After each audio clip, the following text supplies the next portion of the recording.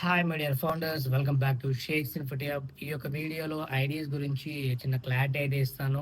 At the same time ఎందుకంటే ideas గురించి ఎందుకు ఎక్కువ మాట్లాడుతున్నాం అంటే ఐడియాస్ కొనడం అండ్ సేలింగ్ చేయడం అనేది ఎంత మటుకి కరెక్ట్.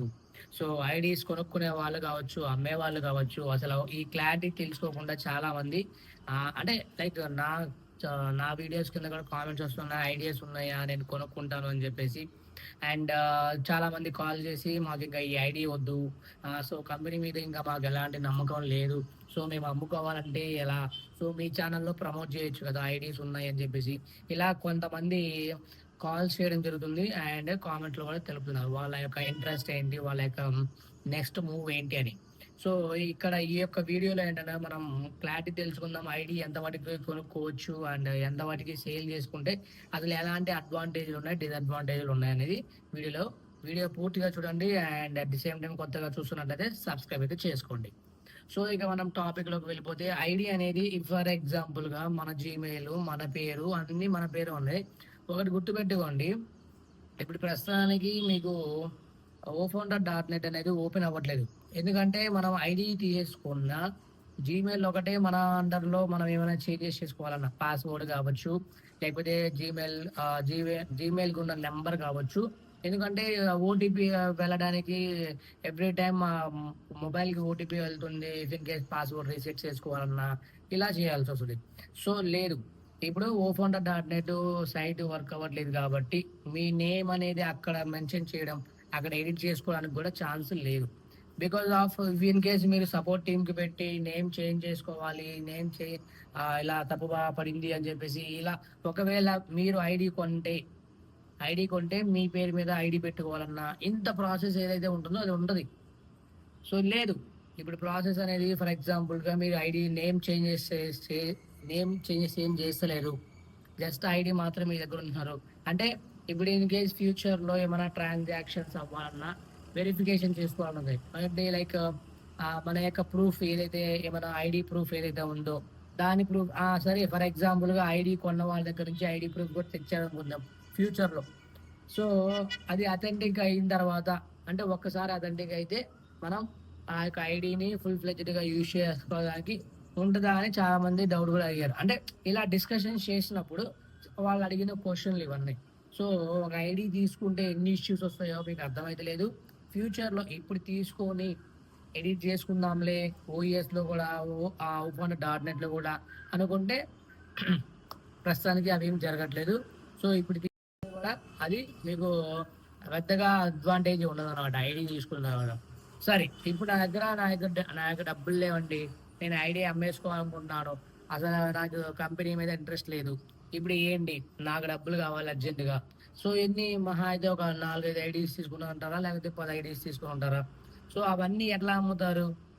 సరే అంటే మీ దగ్గర ఆల్రెడీ ఎవరైనా వచ్చి మేము కొనుక్కుంటామంటే చాలా మంది ఏం చేస్తున్నారు, ఇప్పుడు ఒక్కొక్క ఐడి మనం తీసుకున్నప్పుడు $97 లేకపోతే $137 అంటే సబ్స్క్రిప్షన్తో కలిపి అనుకోండి, $147 ఏదో అవుతుందో.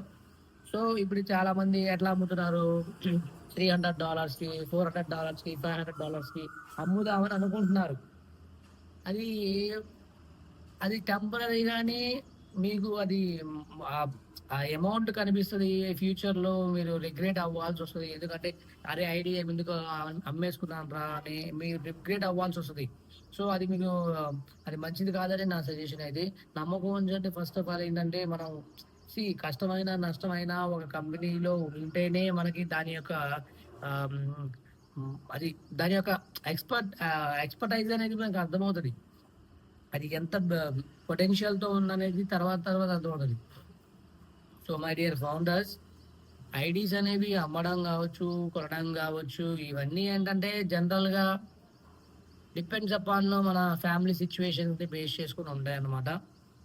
లేదు స్టిల్ నేను అమ్ముకోవాలి, కొనుక్కోవాలి అంటే దాని యొక్క పరిణామాలు, దాని యొక్క కాన్సిక్వెన్సెస్ అనేవి ఫ్యూచర్లో మీకు అర్థమవుతాయి. సో మీరే రిగ్రెట్ అవ్వాల్సి వస్తుంది. సో జాగ్రత్త మరి అవి చూసుకొని, లేదు అసలు నాకు ఈ కంపెనీ మీద ఎలాంటి రిగ్రెట్స్ ఉండవు నెక్స్ట్ ఒకవేళ అమ్ముకున్నా కూడా అంటే అంటే ఎవరు కూడా ఏ యూట్యూబర్ కూడా కొనుక్కోండి అమ్ముకోండి అని వీనికి సజెస్ట్ చేస్తే నమ్మకండి. ఎందుకంటే వాళ్ళు పెద్ద ఫ్రాడ్ వాళ్ళు. సో, ఐడీస్ అనేవి అంటే నేను చెప్తున్నట్లు కష్టమో, నష్టమో ముందు ఫస్ట్ ఆఫ్ ఆల్ ఎలాంటి డెసిషన్ అనేది ఫ్రస్ట్రేషన్‌లో ఉన్నప్పుడు డెసిషన్స్ మంచివి కాదు. కోపంలో ఉన్నప్పుడు డెసిషన్స్ మంచివి కావు. కొంచెం ప్రశాంతంగా ఆలోచించుకోండి. దాని తర్వాత డెసిషన్ అనేది తీసుకోండి. So, my dear founders and అదే విధంగా కృషిరాజ్ సార్ పేరు చెప్పి కూడా ఏంటంటే ఎస్‌సీసీ కేస్ గురించి వైరల్ చేస్తున్నారని చెప్పేసి లైక్ ఆల్రెడీ కేస్ అయిపోయిందని చెప్పేసి క్లోజ్ అయిపోయింది కదా అని చెప్పేసి అలా ఆయన కూడా చాలా మంది అడగడం జరిగింది. సో, ఆయన యాష్ ముఫారీ సార్ గారి అఫీషియల్ అప్డేట్స్ కోసం వెయిట్ చేస్తున్నారని చెప్పేసి తన లైవ్ అయితే పెట్టడం జరిగింది. ఆ లైవ్‌లో షేర్ చేసుకోవడం అయితే జరిగింది. సో, దాని గురించి కొద్దిసేపు కూడా మా ఐ మీన్ మాట్లాడడం జరిగింది. ఇటు తిరిగి, అటు తిరిగి సో, అది మాత్రం అప్డేట్ అయితే ఏంటంటే అఫీషియల్ అప్డేట్ కోసం వెయిట్ చేస్తున్నాం. సో, ఆయన లైక్ యాష్ ముఫారీ అప్డేట్ కోసం మాత్రమే వెయిట్ చేస్తున్నారని చెప్పేసి చెప్పడం అయితే జరిగింది. సో, మరి డియర్ ఫౌండర్స్ ఇవి ఈరోజు అప్డేట్స్. సో, ఐడీ గురించి క్లారిటీ వచ్చేసింది అనుకుంటాను. అండ్ ఐసీసీ గురించి కూడా క్లారిటీ వచ్చేసింది అనుకుంటాను. So, stay connected with Shaik's infotech legal అన్న ఇన్ఫర్మేషన్ కోసం మన ఛానల్ సబ్స్క్రైబ్ చేసుకొని పక్కన ఉన్న బెల్ ఐకాన్ హిట్ చేసి పెట్టుకోండి. Thank you guys. Thank you so much. Thank you for watching.